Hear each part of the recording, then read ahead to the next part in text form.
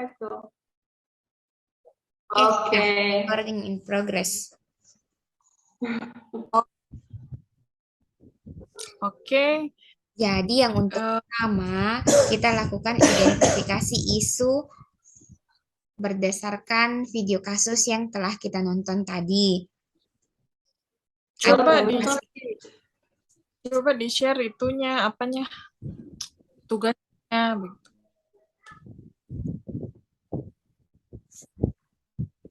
Wait ya. Iya. Laptopnya zaman dulu jadi agak lalot kalau buka-buka.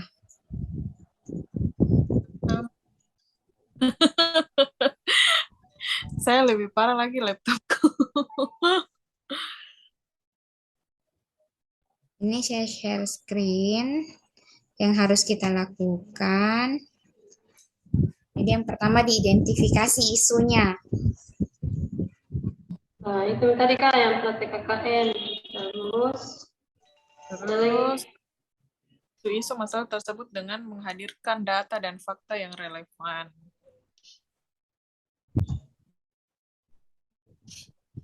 Ada tadi yang angkat sejumlah daerah yang Nomor 2 itu.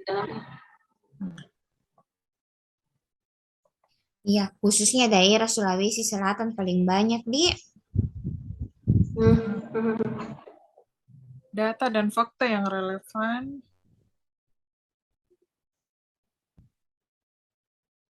Mungkin di sini juga bisa termasuk data itu, Dok. Itu sekitar 9 orang PNS yang ikut terlibat dalam praktik kecurangan ini, Dok. 30 orang, totalnya 30 pelaku, 21 sipil ASN, kan orang Dan 9 ASN. orang ASN, ya. Berarti itu data dan faktanya. Iya, terus Ya. itu jumlah TKP ada 10 daerah se-Indonesia. Iya. Ini termasuk juga dengan 360 peserta latsar yang harus didiskualifikasi karena ikut terlibat dalam tindak kecurangan. Oh iya.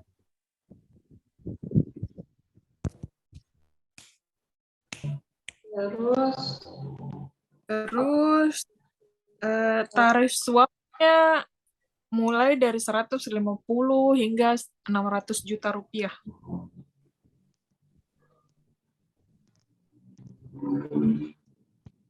Itu sudah video yang selanjutnya. Berarti ada 2 video kasus yang nanti kita mau bahas. Ya, boleh. Karena itu boleh. saling keterkaitan sih sebenarnya, cuman beda URL linknya saja. Iya. Bisa dimasukkan dua link itu saja karena masih bagiannya, Jita. Iya, berarti nanti saya masukkan di format tugas yang nanti saya upload di LMS, Di. Ya. Terus nomor 3. Jelaskan dampak yang akan terjadi jika isu atau masalah tersebut tidak segera diselesaikan. Dampaknya yang pertama adalah tentunya merugikan ya. Merugikan. Atau kita bagikan dulu begini toh, bagi calon peserta itu.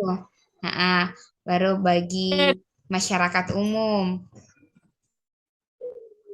Jadi dibagi dulu dampak untuk ke pesertanya sendiri, dampak untuk ke masyarakat umumnya, dampak untuk ke pelaku yang membantu berarti orang dalam itu. Jadi dia bisa kena undang-undang ITE yang disebutkan tadi itu yang untuk orang dalam sama yang pelakunya.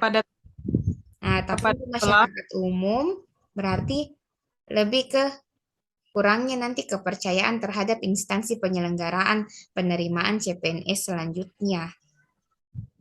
Tapi Dok, mungkin untuk dampak ke kayak peserta, kemudian apalagi orang-orang yang terlibat itu mungkin bisa masuk ke dalam nomor 4, yaitu pihak-pihak yang terkena dampak tersebut. Hmm, Oh, iya, boleh, boleh, boleh. kalau untuk berdampak bagaimana kalau dibagi dua saja antara pelaku dan korban saja dampak yang terjadi? Dampak terhadap pelaku sama dampak terhadap korban. Iya. Sama Kalau masalah Kalau misalnya kecurangan seperti itu, berarti orang dalam dan orang yang dibantu sama-sama pelaku, bukan? Sebenarnya tidak ada kata korban sih karena mereka sendiri yang mengajukan diri terlibat. Nah, Gimana kakak? sebenarnya bukan korban, tapi dia yang harus Iya karena dia terbantu. sendiri yang mereka sendiri yang ini. Jadi dampaknya dideskripsikan saja Pak Di, berarti nanti yang seperti yang Adi bilang tadi, pihak-pihak yang terkena dampak baru kita deskripsikan satu persatu. Dampak ke calon calon calon ASN sendiri, dampak ke orang dalam yang membantu, ke masyarakat umum. Ada lagi selain itu?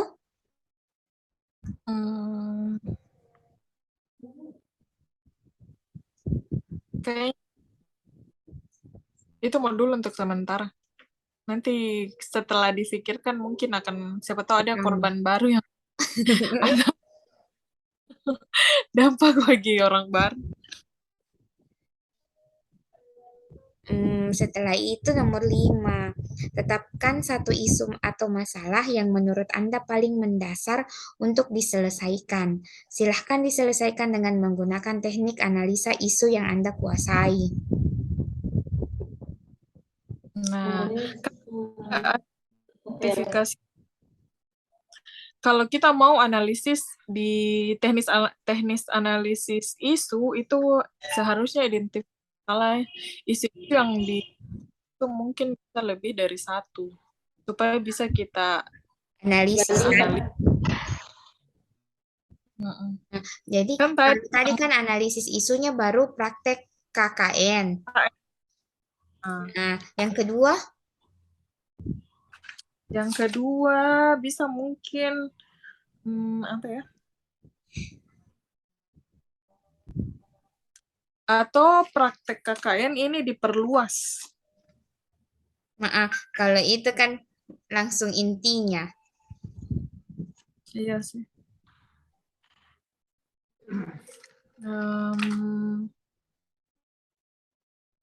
Bisa juga dimasukkan yang kayak pelanggaran sistem merit begitu.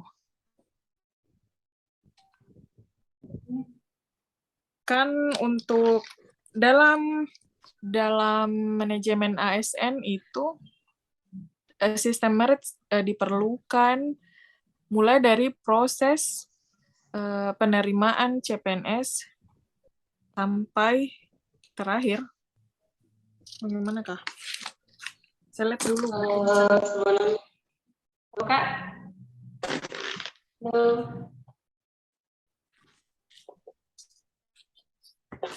Ya, analisis isunya yang ditambah lagi yang itu ke 3 fungsi utama ASN.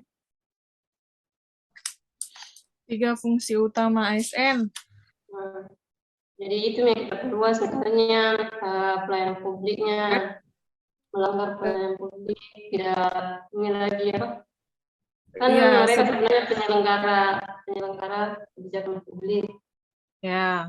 Sendiri yang ini apa melanggar. Betul, cocok. Jadi bisa analisis isunya bisa kita deskripsikan itu 3 tadi fungsi ASN kita jadikan masalah tadi. Ya. Jadi kalau yang terakhir itu kan ada perekat. Ya, perekat dan pemersatu bangsa. Nah, karena adanya praktik KKN ini sehingga masyarakat bisa jadi terpecah belah. Itu. Ya, Pak. Boleh.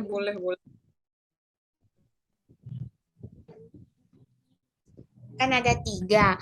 Berarti kalau kita mau pakai teknik analisa isu yang kemarin pernah kita pakai di tugas yang sebelumnya. PKL sama USG. Iya USG.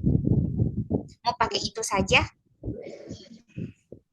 Itu misalnya juga di USG mau saja.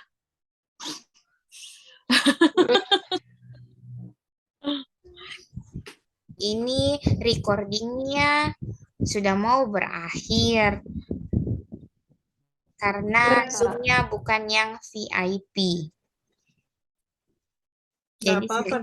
Jadi stop dulu diskusi ya. Nanti saya lanjut dulu. Iya. Tidak apa-apa. Kita mau lanjut di link Zoom yang baru lagi karena kalau saya yang record tidak bisa lagi nih. Kalau kita masih pakai Zoom link yang ini. Oh, Zoom baru lagi, Dok. Kalau boleh.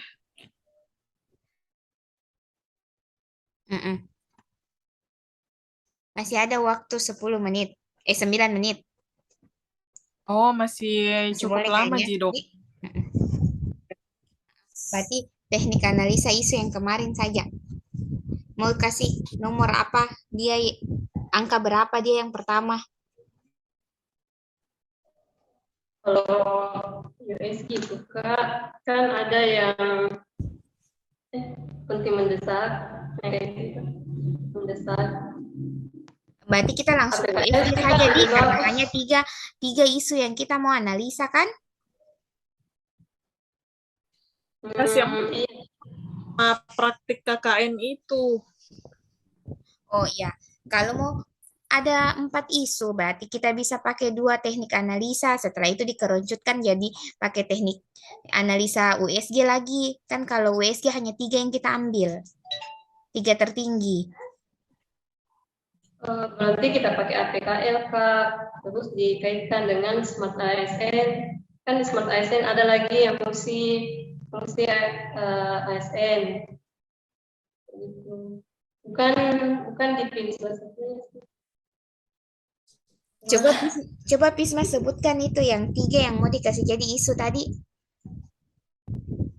Sebenarnya satu isu kita, cuman dilihat dari 3 aspek itu, pelayanan publik, penyelenggara kebijakan publik, sama perkat pemersatu bangsa. Itu pemersatu bangsa berarti apa di situ yang maksudnya bahasanya? Itu Mika, karena adanya praktek KKN ini, masyarakat jadi tidak percaya lagi ke satu aparatur negara. Jadi bisa. Tapi kalau begitu nggak bisa dibikin 4 isu. Iya, tetap berarti satu isunya dong kalau itu. Iya, kalau pemersatu bangsa adanya kasus ini, nggak usah kita sebutkan KKN di situ toh. Adanya kasus ini menyebabkan fungsi ASN sebagai pemersatu bangsa tidak apa di? Bahasanya bagus.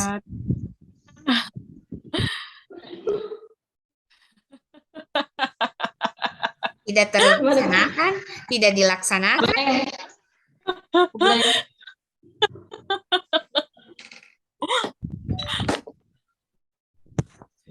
Jadi kan kalau kita mau analisis isunya di nomor itu tadi, harus ada minimal 3 isu yang kita tarik dari masalah yang hadir di video yang tadi dipertontonkan seperti itu. Minimal ada 3 ya. Kalau mau pakai teknik analisis isu. Nah, sedangkan tadi ini yang dibahas baru 1 ya, cuma praktek. Nah, kira-kira isu apa lagi? Kan ini dalam praktik KKN ini masuk dalam apa ya istilahnya itu seperti tadi yang dibahas sama Pisma mengenai fungsi ASN, pelanggaran fungsi ASN begitu. Sebenarnya dalam praktik itu tadi 3 apa materi video tadi tiga-tiganya fungsi terjadi pelanggaran di dalam. Yang mana bilang pakai metode analisis, Kak? Nomor 5. Tetap pas satu isu.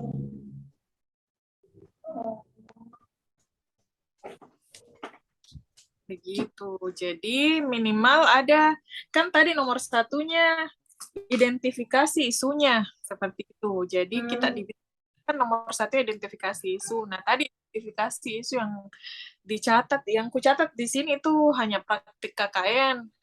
Sedangkan di nomor 5 dia minta kita analisis isu menjadi satu isu yang prioritas.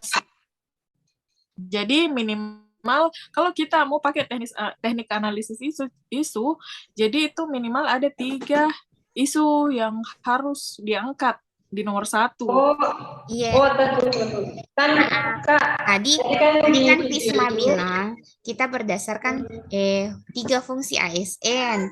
Nah, kalau mau langsung pakai teknik USG, kalau AKPL berarti setidaknya ada 4. Karena setelah dari AKPL baru ke USG jadi 3 lagi. Tapi kalau memang hanya mau pakai fungsi ASN berarti kasih 3 itu saja.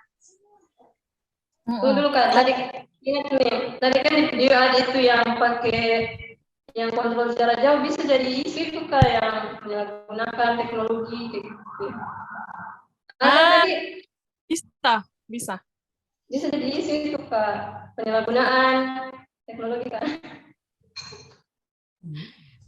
Itu juga tadi fungsi ASN sebenarnya itu dipecah-pecah juga jadi isu itu bisa. Iya, ASN mungkin itu juga. Iya, mungkin juga satu. Kalau misalnya fungsi ASN yang kita jadikan isu, berarti kita ganti dulu bahasanya kayak ini kan fungsi ASN melakukan pelayanan publik. Berarti maksudnya yang dikasih itu kan konotasinya positif. Nah, kalau misalnya mau dikasih jadi masalah, apa lo yang dia bikin dalam pelayanan publik itu? Berarti entah pelayanan publik yang tidak sewajarnya yang jadi masalah begitu ya, atau pelaksana kebijakan tidak melaksanakan kebijakan pemerintah dengan baik, begitu maksudnya. Jadi dirubah ke konotasi negatif.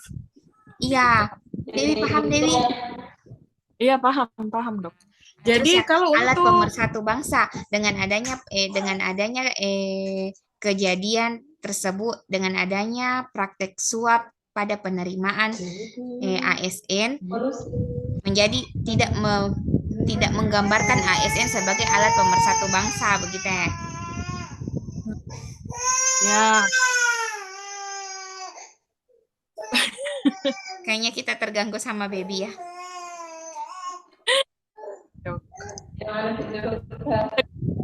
Mulai sampai 7 Agustus. Jadi tolong bersuara kan?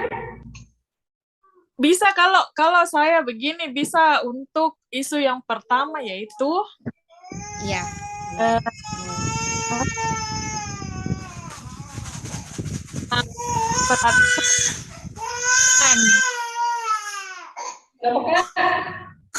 pelanggaran peraturan perundang-undangan. Nah, itu Kak, pelanggaran publik. Kan untuk sama publik kita kebijakan peraturan perundangan itu adalah pelanggaran peraturan perundang-undangan umum.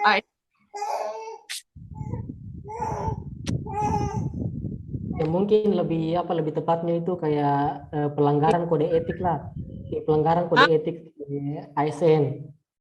Bisa juga. Bisa juga pakai yang kode etik dan kode perilaku ASN yang ada 12 itu ya. Banyaknya isu nanti. Aja Dok. Jadi banyak. Jangan terlalu banyak. Pelanggaran kode etik oleh oknum ASN. Begitu deh. Iya.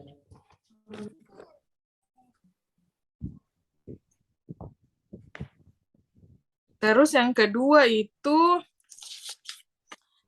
sebagai pelayan publik.